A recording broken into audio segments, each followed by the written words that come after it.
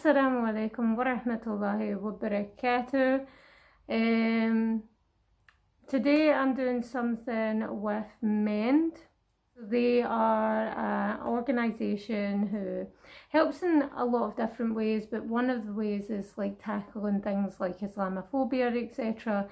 So we are about to go online live and talk about Islamophobia and how I've kind of channeled Islamophobia through my use of arts like spoken word. So it's a wee bit of a different conversation, but the primary topic is Islamophobia and how we're kind of looking to tackle it. Keep watching if you're interested in that, inshallah. I'm going to be going over here though, so yeah, do us.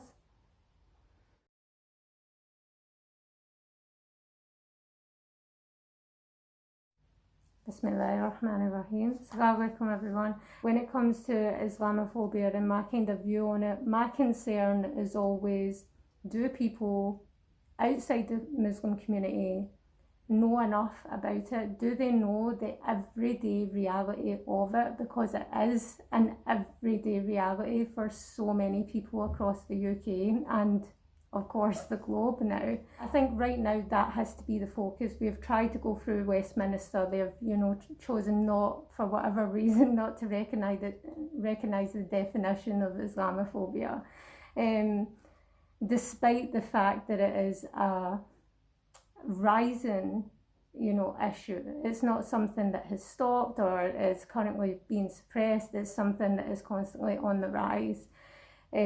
Which is really concerning. For me, I was a teacher in London.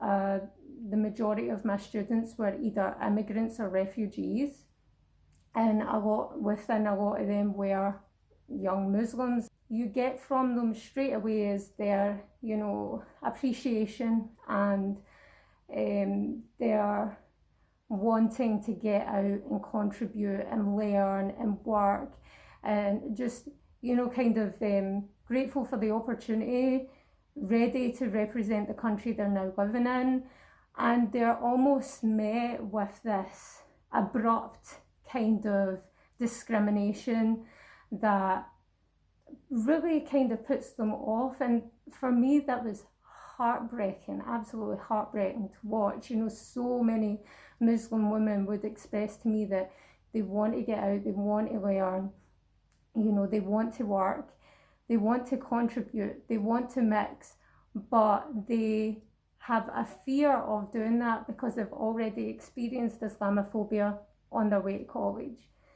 So they're like, how can I then go out and work every day in hijab with this, fear and this disconnect? And they also don't understand why it's so harsh. For me, I always fear that, especially as a Muslim woman who's experienced Islamophobia, I always fear that we're becoming normalised to it.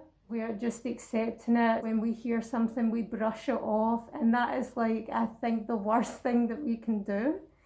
Because once we start accepting it as the norm, we'll stop fighting it.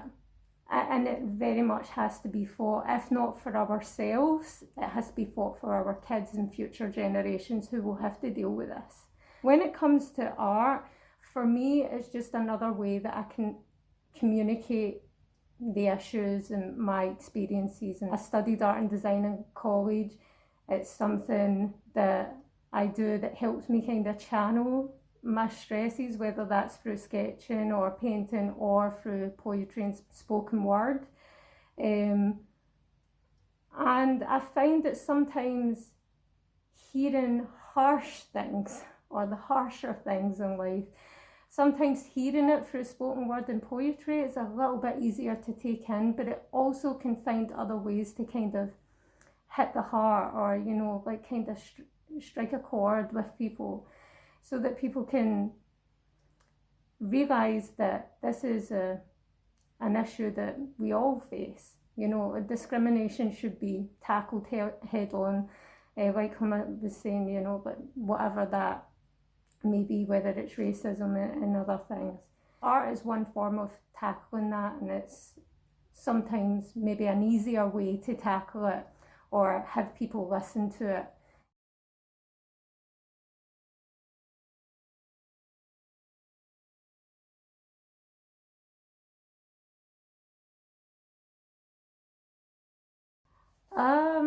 No, it's had a massive impact on my life. Even as I was going through college, from the age of 16, I've been living outside my family home. I had my own flat and things like that. So at that time in my life, I spent a lot of time alone, and art helped me through that, you know. I was studying art, so I had plenty of things that I had to get on with. I had plenty of homework. And I think that really helped me throughout that time. I did do a lot of spoken word back then as well, and it really helped me channel my emotions. I could really connect with what the other sister was saying, Kautha. Sometimes when you don't really know how you're feeling, then you put a pen to paper and it just all makes sense. I think that I could really identify with. Essentially, it is a coping mechanism. It is something that has helped me get to where I am now, and it's helped shape the person I am now. Weirdly, for me, it's not something that I spend a lot of time on, in the sense I don't sit down with a pen and paper and say, okay, I'm going to write, and you know, the poetry is going to come and it's going to be awesome. It's not like that for me. I get an intense, overwhelming feeling to write, and then whatever comes out, comes out. And when I don't have that, when I don't have those feelings, or when I don't have something heavy on my mind, it doesn't come. I don't write. The same with all the other kind of art forms that I take part in. So whether that's sketching or painting or doodling, whatever that is, you know, all comes from my hand taking the pen, or whatever medium it will be, not so much my mind. That just comes from, I don't know, it sounds really cliche and cheesy, but it comes from within. So it's shaped me, and it's really helped me cope throughout life. And I think I would struggle if I wasn't able to do that.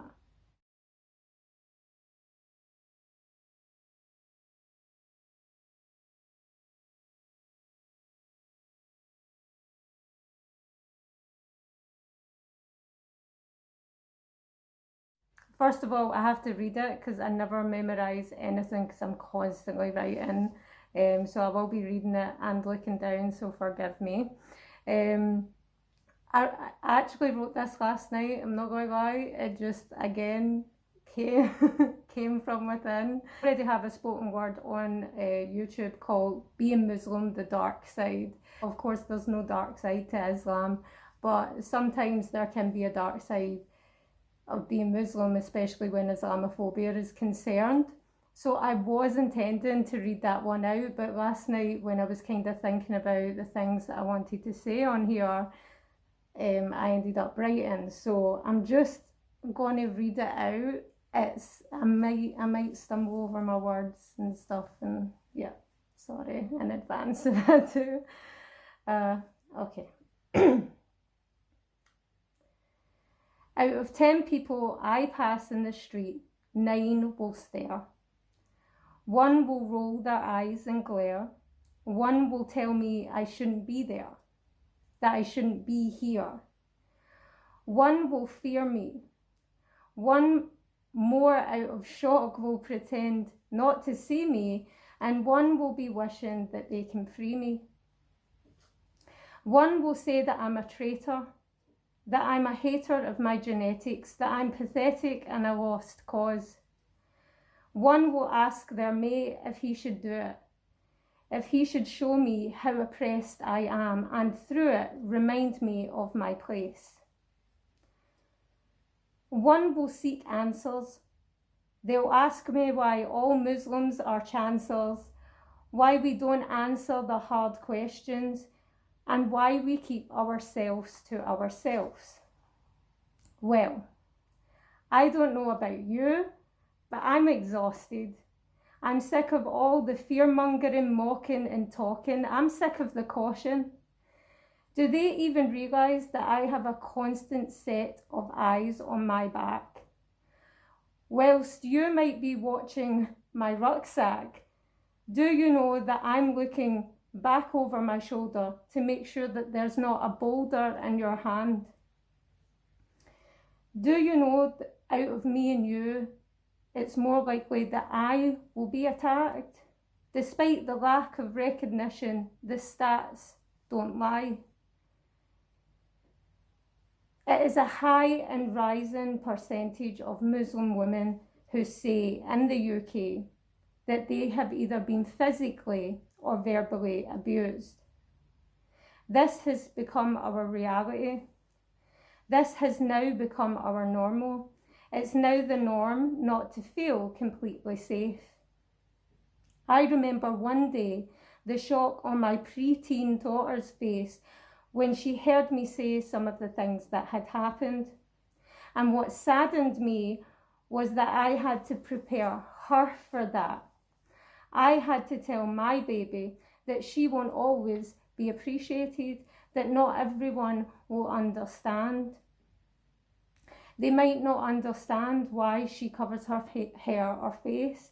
They might not understand why she needs a prayer room or space, or why she chooses to live this way. But in the same breath, look her in the eye and say that everything is going to be okay. Who has these sorts of conversations? Do they even know that we have this worry? And what's funny though is underneath all the blame and shame they use to divide us with, we are all the same. Our hearts all beat in the same way. I say, turn off your agenda-ridden movies, throw out your bias-ridden newspapers, and realise that your Muslim neighbours are nothing more than your Muslim neighbours. Westminster can choose not to give Islamophobia its definition or the recognition it deserves, but we as the people need to realise that the permission doesn't start there. It starts on our streets. The support starts in our streets. We need to record the stats so that people have no choice but to see. We need support from our communities, from witnesses, the police, neighbours and local MPs. We need to say that it is a we issue, not a them issue, so that we can continue to commit to each other through tolerance and peace. Out of 10 people I pass in the street, 9 will stare. That will only get better when we get out there and change the narratives. Actions are no comparative to single words. We are led by the best of examples, so we can handle this together, inshallah.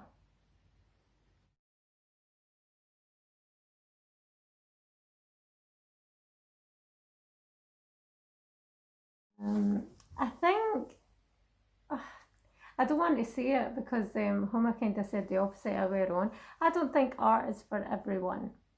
Yeah, I said it. I don't think it's for everyone. However, I do think a lot of people have a preconceived idea of what art is, you know, so a lot of people dismiss it very quickly. My advice would just be is not to dismiss it so quickly. Art can be whatever you want it to be. Like, there's really no restrictions. If you are dealing with stuff and maybe the normal way you're handling things is not working, or maybe you want to kind of discover, look at art. I think it's, you know, important that we don't put any restrictions on ourselves, especially, you know, at a time like right now where, you know, we're in Corona, we're stuck in our houses. That alone can have a really negative impact on our mental health. So trying something new, discovering ourselves, you know, like, be creative. It might not be for you, but give it a try, you know, see what happens. Maybe you'll discover an outlet that you've never had before. So alhamdulillah, that's it. It's all finished. Thank you for those who watched. Islamophobia is so much more than what has been covered in the video that you'll see. It's an everyday issue for many Muslims, and, you know, something I feel like we all have a duty to tackle. I want to finish off the video by saying, even though dealing with Islamophobia for so many Muslims has become normal to us. We shouldn't allow it to be normalized. We shouldn't just brush it off. If you do experience Islamophobia, please report it. Report it to organisations like Mend and Tell Mama. They record the statistics so that we can, inshallah, one day take that information forward to the government so that Islamophobia can be recognised and can be defined, so that laws can be put in place. So many other minority groups protected, and we are one right now that are not. And, you know, we have to question that, inshallah. I'll see you all very soon. Salam.